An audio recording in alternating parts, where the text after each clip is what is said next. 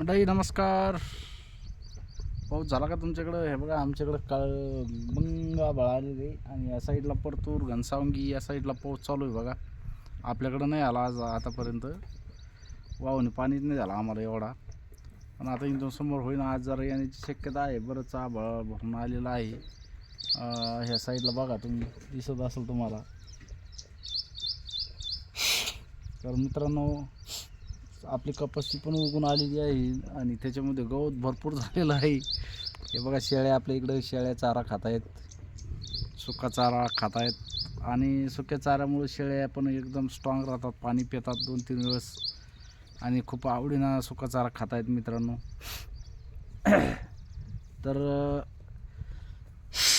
आता हे गवत पण आपलं मारेल गवत पण खायला येईल आता एक 8-10 दिवसामध्ये. 8 दिवसामध्ये येईल समजा, जास्त दिवस नाही लागत. आता बरंच वाढी लागलं ते. आता जसं पाऊस पडेल तसं वाढणार आहे ती. तर त्याला काय नाही, आता 1-2-3 दिवसामध्ये लगेच कापणी सुरू करू त्याची. कारण काय होतं, जास्त वाढलं ना मग ते झडकं जर लागलं तर मग कापलं जात नाही. त्याच्यामुळे थोडं थोडं कापत राहावं लागणार आहे आपल्या पिल्लांना, शेळ्यांना कामी. इथून पुढं आता शेळ्यांसाठी चारा म्हणजे हिरवा चारा लागणारच आहे आपल्याला. काय झालं, ते भुसकट टाकलं, हरभऱ्याचं भुसकट नुसतं खॅशी लागली नाही व्हावं लागलं. तर मित्रांनो, शेळी पालनासारखं दुसरा आधार कुठलाच नाही. शेळी पालन म्हणजे एक शेतकऱ्याचं, गरिबाचं ATM आहे. आज पहिल्यापासून जे आता जुने आपले समजा आपल्या गावातील लोक होते, काही बरेचसे शेळी पालन करत होते. त्यांनी बरंच काही जमिनी शेळ्यांवरती घेतलेल्या आहेत. कोणी जमिनी शेत घेतलं, कोणी समजा काही घेतलं आणि आता डायरेक्ट म्हणजे असं शेळी पालन करू राहिले लोक. 100, 200, 500 डायरेक्ट फार्म, म्हणजे मोठमोठाले फार्म शेळ्यांचे, बिटर शेळ्यांचे. आता बिटर शेळ्यांवरती जास्त कल आहे. आज बऱ्याच जणांचा आपण यूट्यूबवर बघतो व्हिडिओ, तर बिटर शेळ्यांवरती इतके कमवले, तितके कमवले. खरंच आहे बरं का इन्कम, पण जे काही कमवले ते 6 महिन्यात, 1 वर्षात, 2 वर्षात किंवा 3 वर्षात कमावलेले नाही. त्याला जवळपास 5-5, 7-7, 8-8, 10-10 वर्ष त्यांनी शेळी पालन केलेलं आहे. त्याच्यामध्ये भरपूर कष्ट केले, त्यावेळेस त्यांना त्याच्यामधून चांगल्यापैकी इन्कम भेटलेला आहे. शेळीपालन खरोखरच, शेळीपालनामध्ये इन्कम आहे, पैसे आहेत, पण मेहनत खूप आहे. आणि 4, 5, 10 शेळ्यावरती तुम्हाला एवढा वाटेल तेवढा प्रॉफिट भेटत नाही.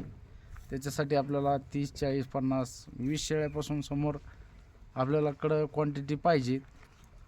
तसं आपल्याकडं, माझ्याकडं पण 5 शेळ्याच्या वरती नव्हतं आहे, पण आता इथून समोर आपण नियोजन करणार आहोत. त्या हिशोबानं आपण चारा पण लागवड केलेला आहे. जवळपास 10 गुंठ्याचा चारा, आपण 10-12 गुंठे चारा लागवड केलेली आहे. आणि समोर चालून आपण काय करणार आहोत की शेळ्यांमध्ये वाढ करणार आहोत. आता या गावरान शेळ्या तर आहेच आपल्याकडं, पण आपण थोडा कल बदलणार आहोत.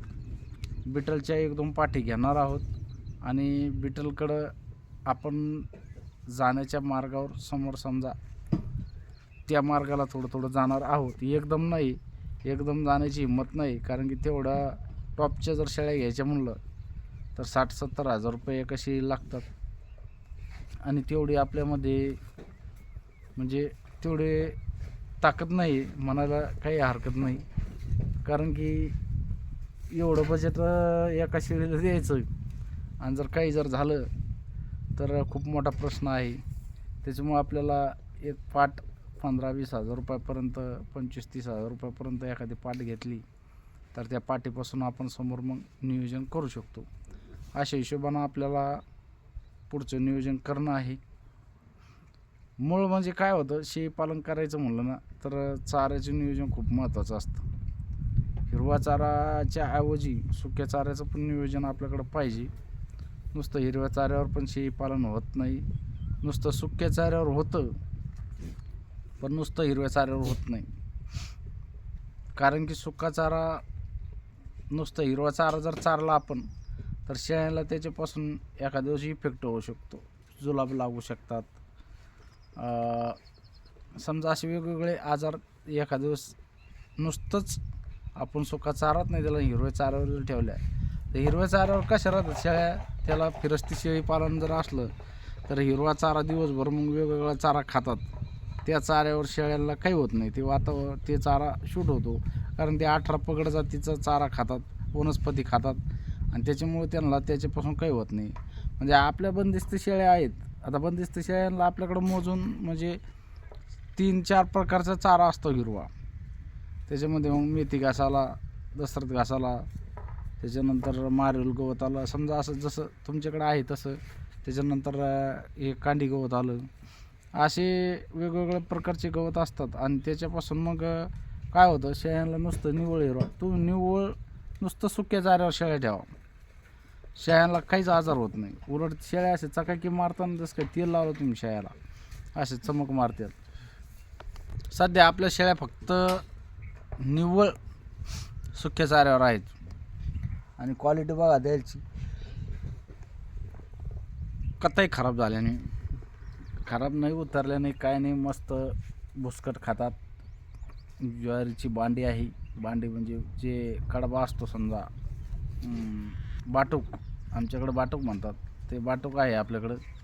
आणि हरभऱ्याचं भुसकट आहे, तुरीचं भुसकट आहे, ज्वारीचं भुसकट आहे, हे तिन्ही मिक्स करून आपण त्यांना टाकत असतो. आणि खूप आवडीनं खातात शेळ्या, पाणी पितात 2-3 वेळेस.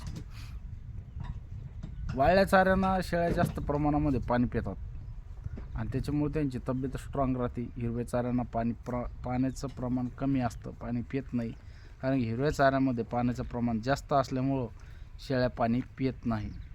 आणि कसं आहे माहिती आहे का, शेळ्यांच्या पोटामध्ये पाणी जाणं खूप गरजेचं आहे. पावसाळ्यामध्ये शेळ्या पाणी प्यायला पाहिजे, आणि पावसाळ्यामध्ये सुका चारा देणं खूप गरजेचं आहे. कारण सुक्या चाऱ्यानं काय होतं माहिती आहे का, सुका चारा जर दिला तर पाणी पितात, आणि त्यांच्या जे काही समजा शरीरामध्ये जे आता थंडीचं प्रमाण असतं पावसाळ्यामध्ये, तर याच्यापासून काय होतं, सुक्या चाऱ्यापासून यांना गरमी भेटते, ऊब भेटते. त्याच्यामुळं सुका चारा हा पावसाळ्यामध्ये जास्त प्रमाणामध्ये दिला तरी पण चालतो. तुम्ही 90% सुका चारा जरी दिला आणि 10% हिरवा चारा जरी दिला तरी पण पावसाळ्यामध्ये, हिवाळ्यामध्ये खूप आवडीचं असतं त्यांच्या, तर ते आवडीनं खाऊ शकतात. तर मित्रांनो, खरं सांगायचं म्हणलं तर शेळी पालनासारखा कमी पैशामध्ये, कमी जागेमध्ये आणि कमी चाऱ्यामध्ये सुरू होणारा व्यवसाय दुसरा कोणताच नाही. याला जागा कमी लागते, याला पैसे कमी लागते, याला म्हणजे चारा पण कमी लागतो. फक्त शेळी पालनामध्येच एवढं कमी याच्यामध्ये होऊ शकतात. आणि खर्च जर म्हणलं तर खर्च पण कमी लागतो याच्यामध्ये.